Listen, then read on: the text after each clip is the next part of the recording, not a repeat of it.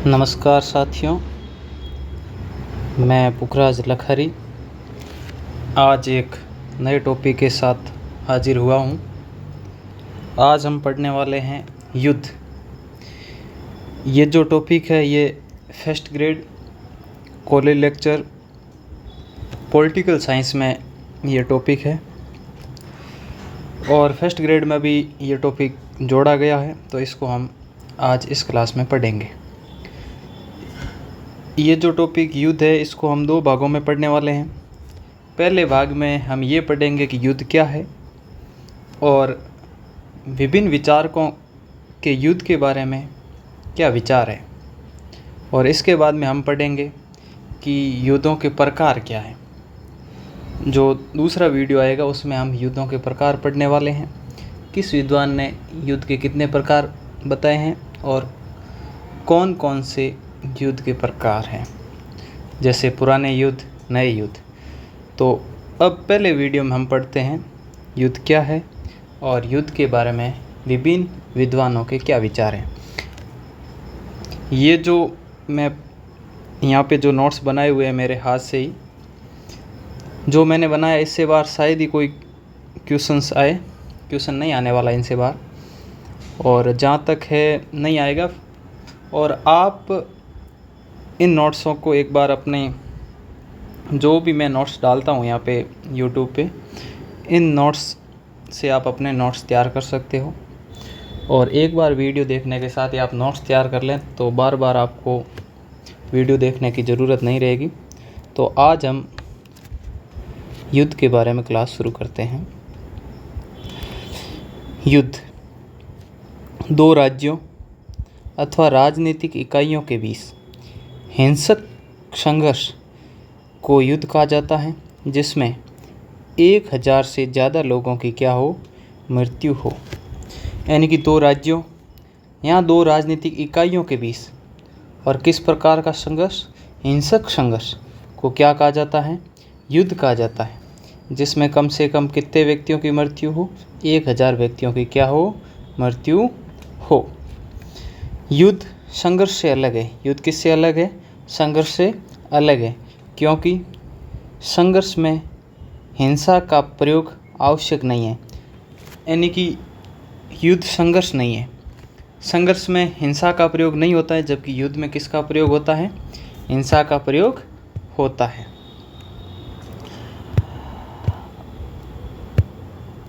अंतर्राष्ट्रीय राजनीति में राष्ट्रीय हितों की पूर्ति का साधन है युद्ध। जो अंतर्राष्ट्रीय राजनीति है उसमें राष्ट्रीय हितों की पूर्ति के लिए किसका इस्तेमाल होता है, युद्ध का इस्तेमाल होता है। यानी कि एक राष्ट्र अपने राष्ट्रीय हितों की पूर्ति के लिए दूसरे राष्ट्र के ऊपर या दूसरे राज्य के ऊपर क्या करता है, आक्रमण।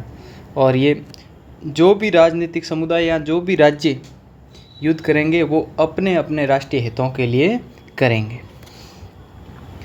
तो युद्ध से संबंधित जो महत्वपूर्ण विचारक है, ये तो हमने पढ़ा कि युद्ध क्या है और युद्ध क्यों किया जाता है। तो अंतर्राष्ट्रीय राजनीति में राजनीतिक हितों, राष्ट्रीय हितों की पूर्ति का साधन है युद्ध। अब जो विचारक है, यानी कि उन विचारकों को पढ़ेंगे जिन्होंने युद्ध के ऊपर अध्ययन किया है और युद्ध के बारे में कुछ लिखा है, उसके बारे में अपन पढ़ने वाले हैं। सबसे युद्ध से संबंधित जो सबसे बड़ा विद्वान है वो है कार्ल वॉन क्लॉज़विट्ज़। ये जो कार्ल वॉन क्लॉज़विट्ज़ है ये जर्मनी के रहने वाले थे और इन्होंने युद्ध से संबंधित बहुत सारी बातें बताई हैं। लगभग इनसे संबंधित क्वेश्चंस आ जाता है। कार्ल वॉन क्लॉज़विट्ज़ से संबंधित ही ये जर्मनी के थे, यानी कि पर्शिया के जनरल और सैन्य सिद्धांतकार थे। लूथरन पादरी के बेटे क्लॉज़विट्ज़ ने 12 साल की उम्र में पर्शिया की सैन्य सेवा में प्रवेश किया। पर्शिया यानी कि आज से 200-250 साल पहले जर्मनी को पर्शिया बोला जाता था। तो इन्होंने 12 साल की उम्र में पर्शिया की सेना में प्रवेश किया और 38 साल की उम्र तक मेजर जनरल का पद हासिल किया। कांट के दर्शन का अध्ययन करने के बाद और इसमें शामिल रहे पर्शिया की सेना में सुधार, क्लॉज़विट्ज़ ने युद्ध पर, सैन्य रणनीति पर अपने विचार रखे। इन विचारों को आगे बढ़ाने के रूप में व्यापक रूप से व्याख्या की गई है। इनके अनुसार युद्ध एक अनिवार्य रूप से राजनीतिक कार्य है। इनके अनुसार युद्ध अनिवार्य रूप से कैसा कार्य है? राजनीतिक कार्य है। और नीति का एक क्या है? साधन है। क्लोजविट्स कहते हैं, इन्होंने युद्ध के बारे में अध्ययन किया। इन्होंने कहा युद्ध अनिवार्य रूप से राजनीतिक कार्य है और नीति का एक क्या है? साधन है। पुस्तक युद्ध के एक ट्रिनिटेरियन सिद्धांत को निर्धारित करती है। इनकी पुस्तक है जिनका नाम है ऑन वार। पुस्तक का नाम क्या है? ऑन वार। पुस्तक का नाम है ऑन वार, जिसे जर्मन भाषा में कहा जाता है वॉर्म फ्रीज। ये मैंने यहाँ पर नहीं लिखा है, आप लिख लेना, वॉर्म फ्रीज। जर्मन भाषा में इस पुस्तक का शीर्षक है वॉर्म फ्रीज, जिसे हम ऑन वार कहते हैं। जिसमें यानी कि युद्ध क्यों होते हैं, क्या कारण है युद्ध के? तो युद्ध के कारण इन्होंने 3 बताए। कौन कौन से? एक तो पहली बात तो इन्होंने ये बताया कि युद्ध अनिवार्य रूप से राजनीतिक कार्य है। और अगली बात इन्होंने बताई है नीति का एक क्या है? साधन है। और इन्होंने 3 कारण बताए युद्ध होने के कि युद्ध इन स्थितियों में हो सकता है। यानी कि युद्ध के लिए जनता की क्या भूमिका है, सेना की क्या भूमिका है, और जो राष्ट्रीय नेता है यानी कि जो राजनीतिक नेता है उनकी क्या भूमिका है। तो ये अपन देखते हैं यहाँ पे। जनता जो राष्ट्रीय शत्रुता की भावना से क्या होती है? प्रेरित होती है। यानी कि जनता में राष्ट्रीय शत्रुता की भावना क्या होती है? अति प्रबल होती है, इसलिए क्या होता है? युद्ध होता है। अगली बात, सेना जो युद्ध की आकस्मिकताओं को ध्यान में रखते हुए क्या तैयार करती है? रणनीति। यानी कि जनता के अंदर तो राष्ट्रीय शत्रुता की भावना होगी और सेना जो क्या तैयार करेगी? रणनीति तैयार करेगी। और तीसरी बात, राजनीतिक नेता होते हैं, उनका क्या काम है? सैन्य कार्रवाइयों के उद्देश्यों को क्या करते हैं? स्थापित करते हैं। यानी कि जो राजनीतिक नेता हैं उनका काम है सैन्य कार्रवाई के उद्देश्यों को निर्धारित करना, यानी कि लक्ष्यों को निर्धारित करना। पहली बात कि जनता की इसमें क्या भूमिका होती है? जनता राष्ट्रीय शत्रुता की भावना से प्रेरित होती है। दूसरी बात, सेना का क्या काम होता है? सेना युद्ध को ध्यान में रखते हुए रणनीति तैयार करती है। और राजनीतिक नेताओं का काम है इनके उद्देश्य और लक्ष्य निर्धारित करना। ये बात कौन कहता है? क्लोजविट्स। क्लोजविट्स को आमतौर पर सैन्य सिद्धांत और युद्ध पर सबसे महान लेखक माना जाता है। तो इसमें आपको ये याद रखना कि सबसे ज़्यादा जो युद्ध पे जिन्होंने अध्ययन किया है वो किया है क्लोजविट्स ने। इन्होंने कहा युद्ध अनिवार्य रूप से एक राजनीतिक कार्य है, नीति का एक साधन है, और इसमें जो जनता होती है वो राष्ट्रीय शत्रुता की भावना से प्रेरित होती है। सेना होती है जो युद्ध की रणनीति तैयार करती है, और राजनीतिक नेता है जो सैन्य कार्रवाइयों के उद्देश्य और लक्ष्य क्या करते हैं? स्थापित करते हैं। कार्ल वॉन क्लोजविट्स के अनुसार। अब कार्ल वॉन क्लोजविट्स के अनुसार कुछ और बातें हैं, उनके बारे में पढ़ते हैं। युद्ध पर सबसे महत्वपूर्ण कार्य कार्ल वॉन क्लोजविट्स ने अपनी पुस्तक ऑन वार में 1833 में किया। कब किया ऑन वार? ऑन वार पुस्तक किसकी है? कार्ल वॉन क्लोजविट्स की है। इन्होंने युद्ध पर जो कार्य किया है वो ऑन वार पुस्तक में किया है, जिनको मैंने जर्मन भाषा में बताया आपको वॉर्म फ्रीज। ऑन वार का जर्मन भाषा में शीर्षक है वॉर्म फ्रीज। क्लोजविट्स ने युद्ध के सैन्य पहलुओं के अलावा उनके मनोवैज्ञानिक, सामाजिक, राजनीतिक और आर्थिक पहलुओं पर भी क्या डाला है? प्रकाश डाला है। क्लोजविट्स ने केवल सैन्य पहलुओं पर ही ध्यान नहीं दिया है, बल्कि युद्ध के जो अन्य पहलू हैं, जैसे मनोवैज्ञानिक पहलू, जैसे सामाजिक पहलू, जैसे राजनीतिक पहलू, आर्थिक पहलू, इन पर भी ध्यान दिया है। तो इन्होंने केवल और केवल सैन्य पहलुओं पर ध्यान नहीं दिया, बल्कि मनोवैज्ञानिक, सामाजिक, राजनीतिक और आर्थिक पहलुओं पर भी क्या दिया है? ध्यान दिया है। अब कुछ पंक्तियां हैं क्लोजविट्स की जो युद्ध के बारे में है। क्लोजविट्स युद्ध के बारे में प्रसिद्ध पंक्तियां। युद्ध दुश्मन को हमारी इच्छानुसार मजबूर करने के लिए लिया गया क्या है? बल है। यानी कि क्लोजविट्स क्या मानते हैं? युद्ध दुश्मन को हमारी इच्छानुसार मजबूर करने के लिए किया गया क्या है? बल है। कि हम उसे अपनी इच्छा अनुसार क्या कर सकें, मजबूर कर सकें। किसे? दुश्मन को। ये कहते हैं क्लोजविट्स। अगली जो परिभाषा है क्लोजविट्स के अनुसार, बहुत सारी परिभाषाएं हैं इनकी, क्योंकि इन्होंने युद्ध पर सबसे ज़्यादा अध्ययन किया है क्लोजविट्स ने। अगली जो परिभाषा है क्लोजविट्स की वो ये है, युद्ध अन्य तरीकों से राजनीति की क्या है, निरंतरता है। युद्ध अन्य तरीकों से राजनीति की क्या है, निरंतरता है। ये भी किसकी परिभाषा है, क्लोजविट्स की है। अगली बात, युद्ध केवल राजनीति की निरंतरता है जिसे दूसरे माध्यमों अर्थात हिंसा से जारी रखा जाता है। युद्ध केवल किसकी निरंतरता है, राजनीति की क्या है, निरंतरता है, जिसे दूसरे माध्यमों से क्या रखा जाता है, जारी रखा जाता है। राजनीति की निरंतरता है और दूसरे माध्यम कोई से भी हो सकते हैं, हिंसा के माध्यम से इसे जारी रखा जाता है। और युद्ध एक प्रकार की क्या है, विदेश नीति है।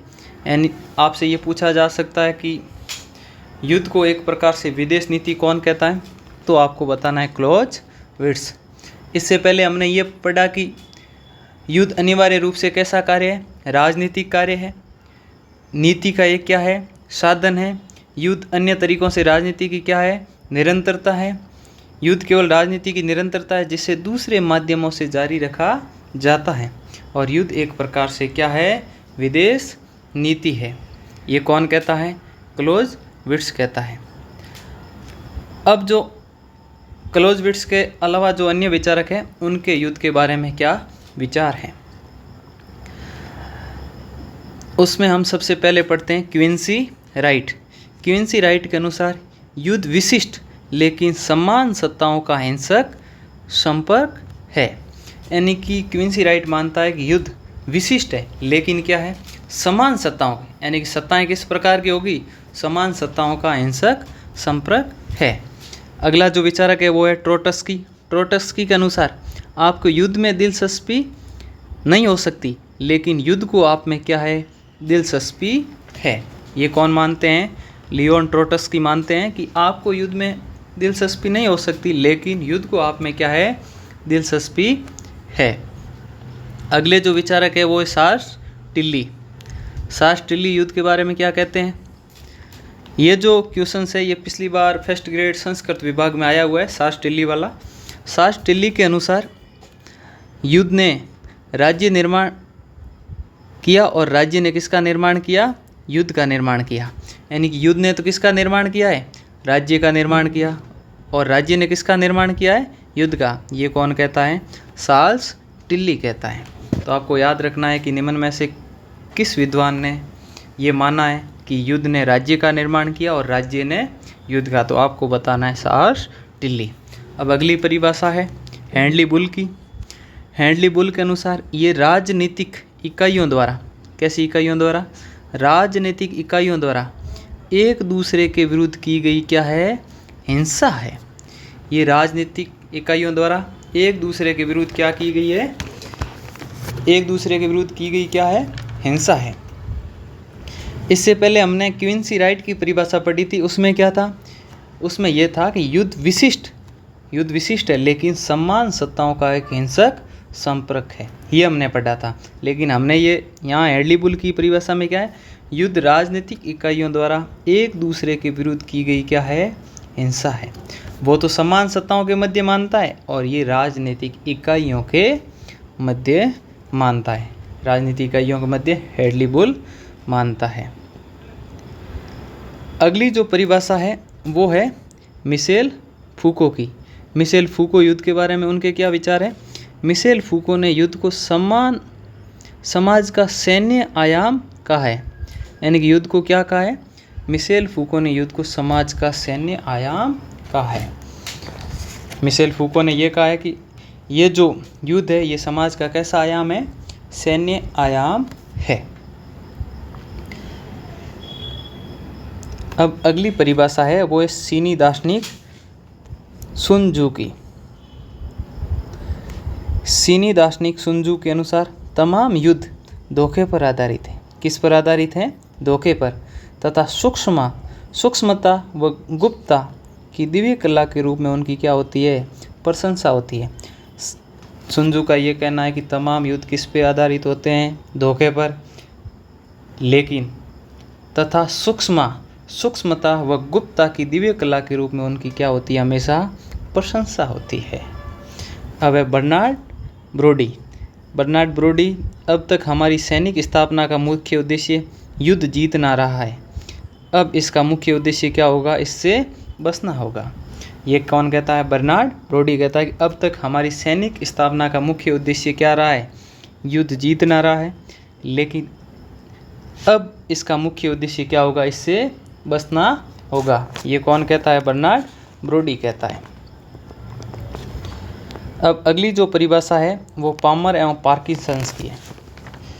पामर और पार्किंसंस के क्या विचार है युद्ध के बारे में?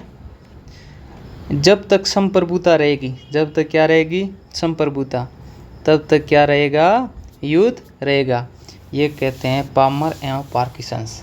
तो आपको ये याद रखना है। क्या याद रखोगे? कि जब तक दुनिया में क्या रहेगी? संप्रभुता, तब तक क्या रहेगा? युद्ध रहेगा। ये कौन मानता है? पामर एवं पार्किंसंस ये मानते हैं। तो हमने क्या क्या पढ़ा आज? हमने ये पढ़ा कि युद्ध क्या है और युद्ध के बारे में विभिन्न विचारकों के क्या विचार हैं। सबसे पहले हमने पढ़ा कार्ल वॉन क्लोजविट्स के क्या विचार हैं। तो आपको ये याद रखना है कि इनके अनुसार युद्ध एक प्रकार का कैसा कार्य है? राजनीतिक कार्य है। नीति का एक क्या है? साधन है। और इनकी पुस्तक थी जो ऑन वार, जिसको जर्मन भाषा में कहा जाता है बॉम्फ्रीज। उस पुस्तक में ट्रिनिटेरियन सिद्धांत को निर्धारित किया है, जिसमें इन्होंने कहा कि जनता जो है राष्ट्रीय भावना से प्रेरित होती हैं और सेना जो है रणनीतियाँ तैयार करती है और राजनीतिक नेता सैन्य कार्रवाइयों के उद्देश्य और लक्ष्यों को क्या करते हैं? निर्धारित करते हैं। ये हमने पढ़ा। फिर हमने ये देखा कि इन्होंने क्लोजविट्स ने सैन्य पहलुओं पर भी ध्यान दिया, साथ ही साथ अन्य जो पहलू है मनोवैज्ञानिक, सामाजिक, राजनीतिक और आर्थिक पहलू, उन पर भी इन्होंने क्या दिया? ध्यान दिया। फिर हमने इनकी एक परिभाषा पढ़ी, युद्ध दुश्मन को हमारी इच्छानुसार मजबूत करने के लिए किया गया क्या है? बल है। यानी कि दुश्मन को हम अपनी इच्छानुसार क्या कर सकें? मजबूर कर सकें। ये बात कौन कहता है? क्लोजविट्स ने अगला क्या कहा है? कि युद्ध अन्य तरीकों से राजनीति की क्या है? निरंतरता है। फिर इन्होंने क्या कहा? युद्ध केवल राजनीति की निरंतरता है जिसे दूसरे माध्यमों यानी कि और जो माध्यम है उनसे क्या रखा जाता है? जारी रखा जाता है। और युद्ध एक प्रकार की क्या है? विदेश नीति है। ये हमने पढ़ा। और इसके बाद में हमने क्या पढ़ा? क्विंसी राइट की परिभाषा पढ़ी, युद्ध विशिष्ट लेकिन समान सत्ताओं का हिंसक संपर्क है। ट्रोट्स्की के अनुसार आपको युद्ध में दिलचस्पी नहीं हो सकती, लेकिन युद्ध को आप में क्या है? दिलचस्पी है। और शास्त्रिली के अनुसार युद्ध ने राज्य निर्माण किया और राज्य ने किसका निर्माण किया? युद्ध का निर्माण। फिर हमने हेडली बुल की परिभाषा पढ़ी। हेडली बुल के अनुसार ये राजनीतिक इकाइयों द्वारा एक दूसरे के विरुद्ध की गई क्या है? हिंसा है। और फिर हमने मिशेल फूको को पढ़ा, वो युद्ध को समाज का सैन्य आयाम कहते हैं। फिर हमने चीनी दार्शनिक सुन त्जू को पढ़ा, वो कहते हैं कि तमाम युद्ध धोखे पर आधारित हैं तथा सूक्ष्मता व गुप्तता की दिव्य कला के रूप में उनकी हमेशा क्या होती हैं? प्रशंसा होती हैं। फिर हमने पढ़ा बर्नार्ड ब्रोडी को, वो क्या मानते हैं? अब तक हमारी सैनिक स्थापना का मुख्य उद्देश्य युद्ध जीतना रहा है। अब इसका मुख्य उद्देश्य इससे क्या होगा? बचना होगा। और लास्ट में हमने पढ़ा पामर एवं पार्किंसंस, यानी कि इनके अनुसार जब तक संप्रभुता रहेगी तब तक क्या रहेगा? युद्ध भी रहेगा। तो अगले वीडियो में हम पढ़ेंगे युद्ध के कौन कौन से प्रकार हैं और किन किन विचारकों ने युद्ध के कौन से प्रकार माने हैं। तो उनके अनुसार हम पढ़ने वाले अगले वीडियो में। तो आज के लिए बस इतना ही। नमस्कार, बहुत बहुत धन्यवाद।